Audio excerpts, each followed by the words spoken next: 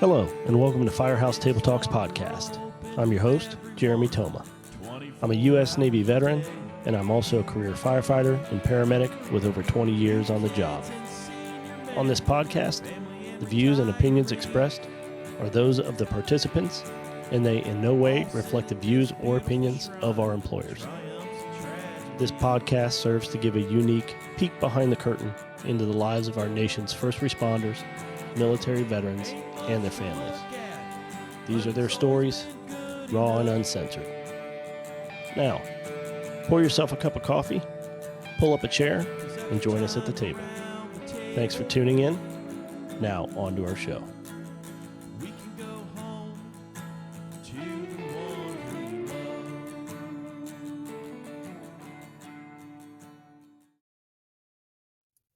All right, so this evening we have with us Andrea McKeever.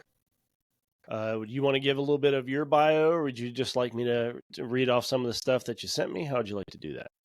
Yeah, I can give you some, as I wasn't quite sure how much to put on those, so I can kind of explain. I graduated high school in 2003 and then immediately went to college and got my associates in law enforcement. I finally got like my first full-time job with like a real sheriff's department in 2007. I worked there until 2010, and then, there was a change of office, and you know how politics can go. So yeah. I took a break, but I kept like my reserve unit status. I took a break for about 4 years and then worked in the emergency room as a tech. So I got to see some pretty cool things there and learn a lot. And then I went back on the road, and then became pregnant with my son and changed to dispatch. And then after about maybe not quite, he wasn't quite a year old when I decided I was really, really struggling with postpartum depression. And there were times that, because there was 2 dispatchers, at all times in the dispatch room. And there were times that the guys would like mark up and like I wasn't noticing or hearing them. So I was struggling enough that I thought I was becoming a safety issue. So I stayed home.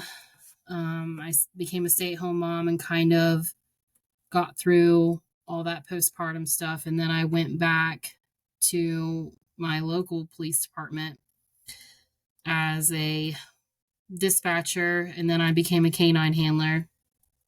And then in 2020, I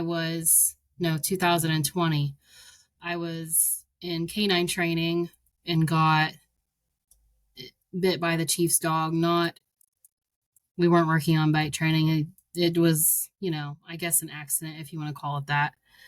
And then he ripped out part of my muscle, and basically now I have such terrible nerve damage that I couldn't fight, couldn't stop a resisting, couldn't get my gun out of my holster. So I'm like, well, that's nerve damage you can't really fix.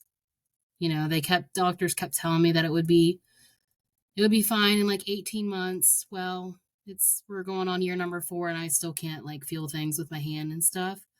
So that's when it's time to be done. It's time to go do something else. So I got my bachelor's degree in psychology and then worked at Children's Services, which I didn't like. And now I work for the board of DD in my county and work as a Help Me Grow home visitor, parent educator, and trying to prevent all those bad things that occur in houses, trying to prevent the child abuse and neglect, trying to help with services and all those things to the low income families is what I do now. So you started a career with, you said, Help Me Grow as a parent educator. Yeah, that's where I'm at now. Okay. Mm-hmm. And that's to kind of get in front of the childhood trauma or the... Yeah, our whole like premise, our whole purpose is basically I fall under the Ohio Department of Health puts out does surveys and like research and stuff every year and decides which counties are at the highest risk. So I currently work under a grant, and under that grant, we have to decide what we want to focus on with our families. So currently, our focus under this grant is intimate partner violence, which, like, yeah, I see that. I know that. Like, it's kind of like it's in kind of a easy role to fall into, if you will. So a lot of the times, as you know, if you're dealing with intimate partner violence, you're dealing with mental health, you're a first time parent, you're a teenage parent, um, you have your own trauma, you don't parent very well. Right. Or you parent your child the way you tried to be parented, which was probably terrible. So our role is to kind of teach about child development, what's normal, what's not normal. Are these kids like so behind that they need earlier intervention? So we can send out referrals for that. We send out referrals for mental health services for our families, and just kind of we try to prevent, like our goal is to prevent like childhood trauma, abuse and neglect, and kind of those misconceptions that gets children abused, like they're more likely to be abused during potty training because they're not potty trained the way the parents want them to, and all these other factors. So it's kind of, it tries to be a preventive measure. It doesn't always work because at the end of the day, people are going to do what they want to do. Right. Yeah. And So I can see you breaking the cycle early is kind of like, yeah. you So it's touched on a kind good of point that a people lot of our parent. parents have CPS involvement. Right. Some of mine don't have their children back. So it's just kind of like, what do we do to reduce all of those issues? Because then when these kids go to school, they can't function. Right. And then they're behind the rest of their life. And it's a little bit disheartening because you want, the next generation to be better than the one before. So that's kind of what we try to do. Well, I think you touched on a good point too, that, if by breaking that cycle, parents that were raised in an abusive household or had issues, childhood trauma of their own, when they become parents themselves, they parent to the level that pretty much they were parented at. Mm-hmm. So, they don't know any better. Right. It's not really their So, fault. It's just how they were raised, and that's all they yeah. really know. And again, it kind of, the cycle keeps going back. Their Mm-hmm. parents before them probably didn't know any different because that's how they were raised. Right. So, absolutely. do you feel that your career beforehand in law enforcement helped you in this role? I mean, I know you saw a lot during that job. So, Yeah, I tend to kind of have a different perspective. And when I started, I got like a group of families from another home visitor who was not very educated, and not her fault or anything. This isn't a negative thing, but she wasn't like educated in all that stuff. She was, everything's pretty. This mom is really awesome. This family is great. And then I get in and I'm thinking, man, am I really this tainted? Like, did law enforcement really like screw me up this much? Because this mom is abusive. Like the way she talks and handles this child, and this dad isn't safe. So I kind of talked to my supervisor, like, like I have like real concerns about a couple of my families. And I'm like, this isn't like red flags are going off. So what I have been told by like my supervisors is that I notice more about families and get more information from families than most of the other home visitors. It's because I notice little cues though. Like I notice, right. and the 2 years that it took me to get that psychology degree, I'm like, that really helped a lot as well. So I feel like even though I couldn't continue in that career because I didn't want to leave law enforcement, but I was kind of forced to, Right. because I was going to get hurt or get somebody else hurt. And I feel like, okay, like that wasn't such a negative experience. It's taught me to notice and see a lot of things. So I ask a lot of like law enforcement type questions, and it really helps families like talk to me, like tell me about their mental health. And I also use my own experiences and my own struggles with mental health and the postpartum depression to kind of be like, I know, like I'll walk in, you're struggling today, aren't you? Like you're really anxious. What's up? And that kind of is like, oh my gosh, thanks for noticing. And I only know that because I've struggled with all of those things, and I've typically see people at their worst. Right. That's one So, thing I've noticed too with my own struggles is it almost kind of opens your eyes in a way where when you see someone else struggling, you can mhm. pretty much say, hey, I see it. I've been there. Maybe that helps them open up to you too, is you can Yeah, kind and of it relate on it some level. yeah, because it kind of like when you go into a house and you're a professional, just like when you're doing your firefighter stuff, that puts up a wall instantly. And I don't know if you've Mhm. ever noticed that, but you walk into the house and you've got all their incentive items for the day, and you're a professional with your notebook and your folder and all your handouts and stuff that you're going to give them. They instantly, and my families have told me this, like I've always like seen the home visitors as like better than me, like your home life must be great. Like, girl, I just yelled at my 7-year-old this morning and lost my utter mind because he wouldn't get ready for school. Like, I think it normalizes us as people. Like, Yeah, that's a good way to put it. we're people too. Like we struggle to cope. Yeah, It's not parents frustrating. abnormal. No matter how good or bad you are, it's a frustrating endeavor. That's for sure. Mm-hmm. Yep. So now you do a lot. Do you do a lot with the ACEs quiz with your We home visits? actually that's an assessment we would do with every family. Okay, can you touch on the ACEs for those that don't know what that is? So your ACEs is a adverse childhood experience score is the word for it, the acronym. It's a series of 10 questions that ask you, did this happen before your 18th birthday? And it covers domestic violence, it covers substance use, it covers a parent being absent, it covers sexual abuse, it covers parents being arrested or in jail.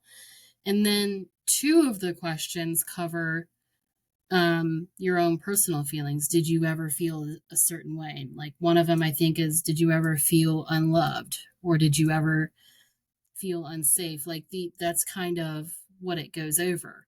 So typically, and what I have found is that my parents who have ACEs score, because each, it's a 10 question thing, each one is Mm-hmm. worth a point. So it's a possibility of 10 points. If they're 4 and above, they struggle an extreme amount with mental health. They struggle a lot with their parenting. And there has to be a link there. There's research out there that shows that it's a link, but then I have found that that's situational from person to person. So Right. I have an ACEs score of 7. Um, and I struggled a lot with my parenting of my son who has ADHD. And I came from a family that kids were seen and not heard. Mm-hmm.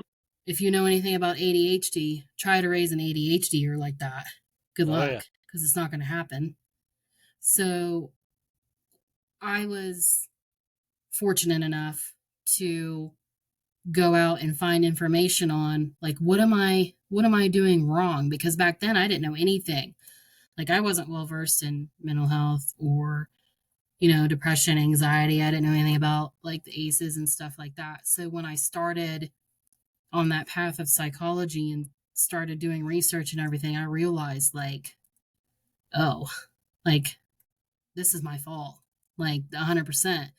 So a lot of my parents, though, just they aren't there. They don't take accountability because they're not quite seeing it yet, especially those. I have a couple of parents who have an ACEs of 10, and Yeah, that's pretty tough. they struggle, and you can't expect them not to. Right. I mean, they're you doing having that damage done to you happens really fast, but having it undone takes you years and years and years of like hard work to get over. And Right. some people just aren't prepared to do that. Right. So I've got a little bit of experience with the ACEs quiz myself. So I went through the Save a Warrior program. I'm not familiar. I don't know if you're familiar with that. It's actually based here in Ohio in Hillsborough. Mm-hmm. And everybody who goes through the Save a Warrior program, your first day there, you take the ACEs quiz. Yeah. And there's a huge correlation. There's a lot of studies being done about high ACEs scores and first responders, police, fire, even military. Mm-hmm. Most of them, like you said, have a 4 or greater score. So, and they're trying to correlate why is there such a draw to these careers for people that grew up with childhood trauma and ACEs scores of usually 4 or higher. And Well, so chaos is normal. Yeah, chaos is normal. You're great there. Like if a dwell bomb in it. went off right now, you and I would be great. Woo, that's fine. Like I can handle that. But if you go and you sit in a normal setting, like I now, after 38 years old, for the last 3 years, I've had my first normal, intimate relationship, and there are times that I get so suspicious of him, like so suspicious, Just for no reason. There's 0% reason, but Right. he's normal, and I don't understand normal. I understand chaos. Yeah, we don't. So No, if you lived in chaos, and a lot of the times you see, if you talk to law enforcement, all your personnel, they're like, I don't want people to live the life that I did, so I'm going to do this to help prevent that. And they go into those careers for great reasons. You know what I mean? Like I want to give justice to people that didn't have any. Like I want to make sure people aren't being abused. I want to prevent all of these bad things. And what they don't realize is constant, frequent being around all of those issues build up, and they don't know how to deal with it. And then at the same time, not only is mental health really, really hard to access at times, and that's from different place to different place, but a lot of the times we don't advocate for ourselves. Right. If you're being abused as a child, when did you ever advocate for yourself? Probably never. Your brain found other ways to deal with it, right? So when you're just constantly kind of compartmentalize everything. Mm-hmm. And then you go and you're seeing car wrecks, or you're seeing infants not breathing, or you're seeing shootings, or all these other things. Your brain finds another way to deal with it because you don't advocate for yourself. That's a good way to put it. Yeah. We're good at helping other people. We're not good at helping ourselves. That's first responders in a nutshell. That's pretty much. Our job is to fix things and not be fixed. So yeah. That's kind of the way of the world for us, it seems. Pretty much. So now you mentioned that you're married to a first responder as well. Well, we're not technically married. We're boyfriend and girlfriend, but he's a law enforcement officer here. So how is it being on both sides of that spectrum? You were law enforcement, now you're married to it, so you've kind of dipped your toes in both sides of that. It's kind of weird because sometimes I'm like, okay, like cool, like you're having a pursuit, woohoo, like that sounds kind of fun. I wish I was there. And then other times I'm like really worried, like, oh well, he's not answering. Did something happen? Or so it's kind of, with being away from law enforcement, I think I'm in like my third year of being away. I have lost some of that law enforcement-ish like awareness because I don't have to be on edge all the time. Kind of like the hypervigilance that the hypervigilance is kind of gone. Like I'm not watching for, what's the best place to exit, or, where's my cover at? Or, if I'm stopped here at this stop sign, I don't have to worry about someone coming up and pulling up beside me and taking shots or whatever. You know what I mean? All those things that you hear Right. that happen on the news these days, I don't think about that anymore. So sometimes I get nervous, I guess, like a regular spouse of someone who's probably not been in law enforcement before. I find myself doing that every once in a while. Now, do you still see all those hypervigilance cues in your boyfriend when you go somewhere? Like, that's Yeah, a he good tells point. me my Just last situational night awareness is we gone. just went to dinner last night, and I always sit facing the door. I mean, Oh that's yeah. just it's Yeah. what we do.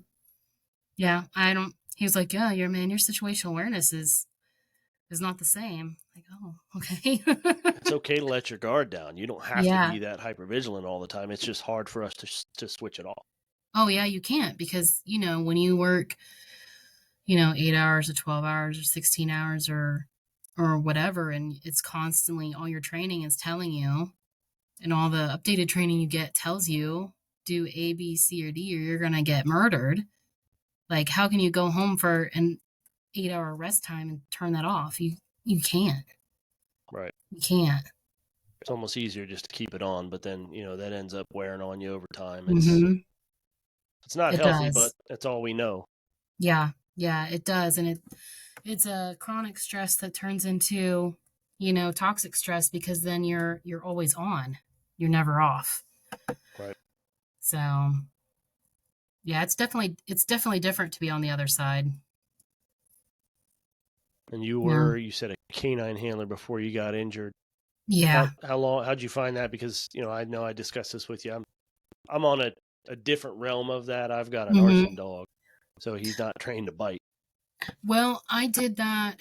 Let's see. I think I did that from, like, I think it was 2018 to 2021 when I left. And I tell you, um, my dog was bite certified, but I didn't keep up the training and I didn't get him recertified because I don't know. I guess I'm not as hard as some people are, but in the 4 years that I had him, there was only one time where I was like, okay, I could legally and morally send this dog after someone for a bite. One time. So the need for that in my particular area wasn't necessary. I didn't feel like. And my dog had a tendency, he was a Malinois, 24/7. Fur missile. So they have a really huge history of not coming off bites and rebiting. Right. So not only was it not necessary in my area, but then I set the department up for legal issues. I set myself up for legal issues, and I set the dog up for having like a bad rap. So he would like alligator roll when he would bite. It That's causes a lot more damage. that's bad. So I did not have him recertified to bite, but when I left, they took him down and got him recertified.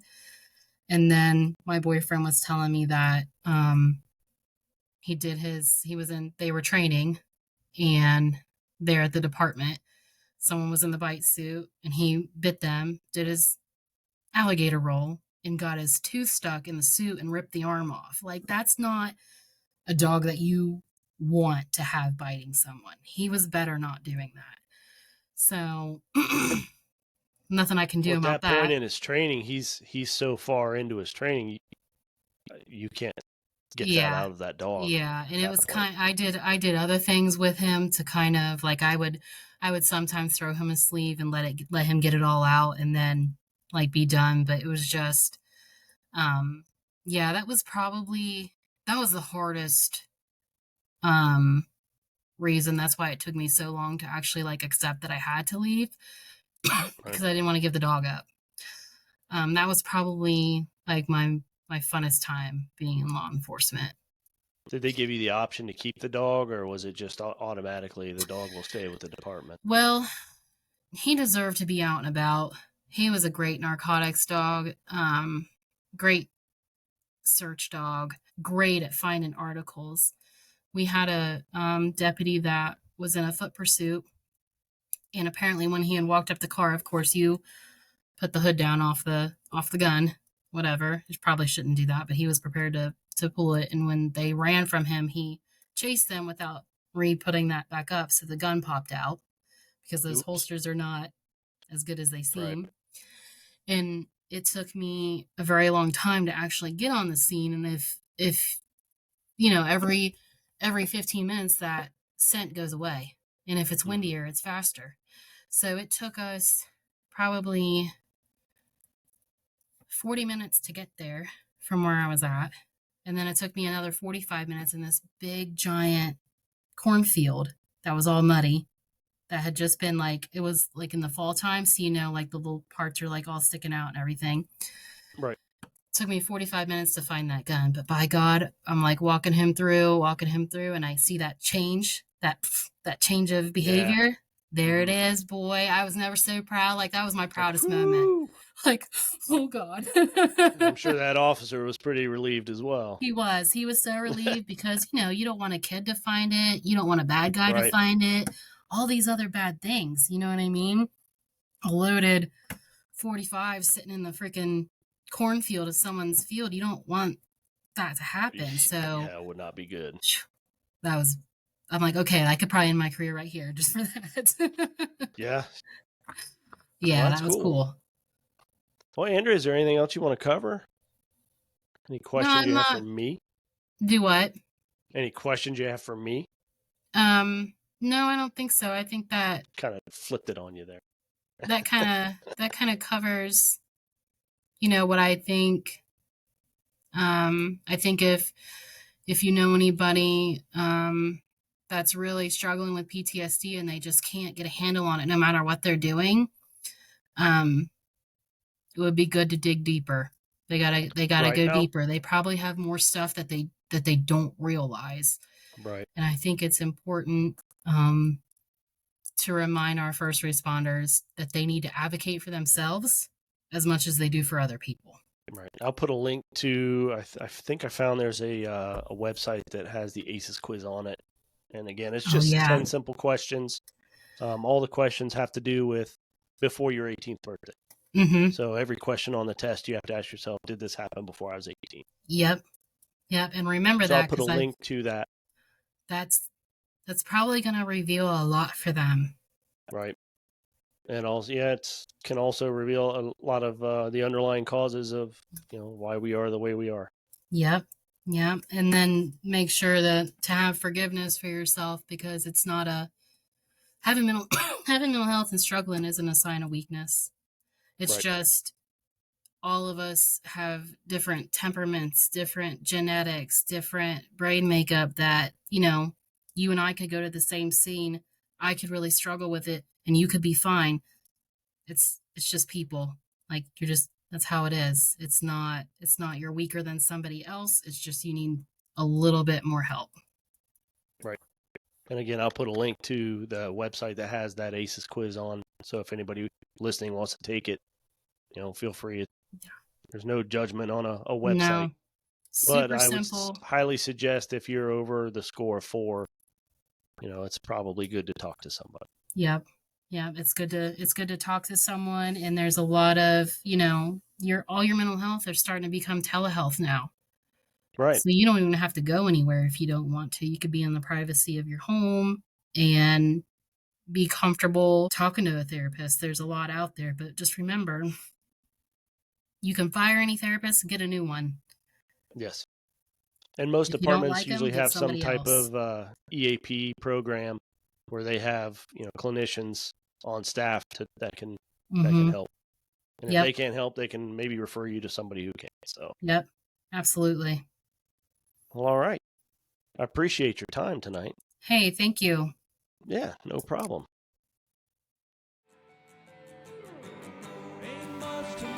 Thanks for tuning in to today's episode.